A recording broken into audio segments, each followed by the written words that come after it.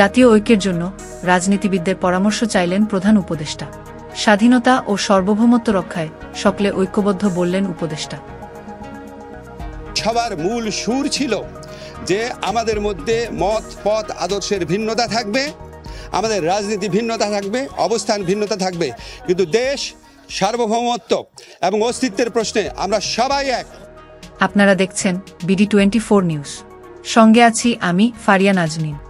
ভারতের অপপ্রচারের বিরুদ্ধে দাঁড়াতে সকলকে ঐক্যবদ্ধ থাকার আহ্বান প্রধান উপদেষ্টার। এই উদ্দেশ্যে কি করা উচিত তা ঠিক করতে সকলের পরামর্শ নিয়েছেন তিনি। অভ্যন্তরীণ সমস্যায় হস্তক্ষেপের বিরুদ্ধে জাতীয় ঐক্য একমত হয়েছে দেশের রাজনৈতিক দলসমূহ।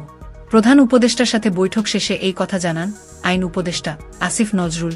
স্বাধীনতা ও সার্বভৌমত্ব রক্ষায় সকলে ঐক্যবদ্ধ বলে জানান তিনি।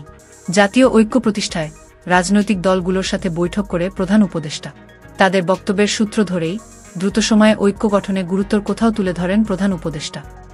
আমাদের রাষ্ট্র পরিবর্তন হলেও এই পররাষ্ট্রনীতির এই জায়গাগুলো আমাদের কখনোই পরিবর্তন হবে না।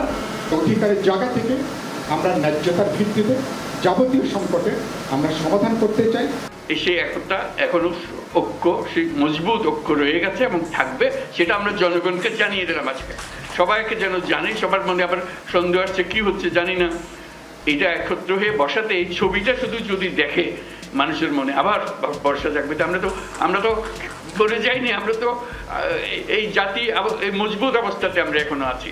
পুলিশ বলে যে স্যার একটা মারি তো 4টা দাঁড়ায় যায়, এখনো 4টা না 40টা দাঁড়াবে। এবার জাতি হিসেবে আমাদের অস্তিত্বের বিষয়, আমরা যে মুক্ত স্বাধীন বাংলাদেশ তৈরি করলাম এই অভ্যুত্থানের মাধ্যমে, সেটাকে তারা মুছে দিতে চায়, তারা আগেরটাতে ফিরে যেতে চায়।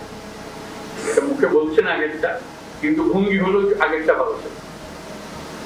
এবার আগেরটা কিভাবে তারা নিয়ে আসবে সেই নানা দিক থেকে তাদের চলছে। তারা একটা কাল্পনিক বাংলাদেশ তৈরি করে রাখছে দুনিয়ার সামনে। সারা দুনিয়াকে বলতে হবে যে আমরা এক, আমরা যেটা পেয়েছি আমরা একযোগে পেয়েছি, কোনো মতভেদের মাধ্যমে পাইনি, কাউকে ধাক্কা ধাক্কি করে পাইনি, যারা আমাদের বুকের উপর চেপেছিল তাদেরকে আমরা বের করেছি।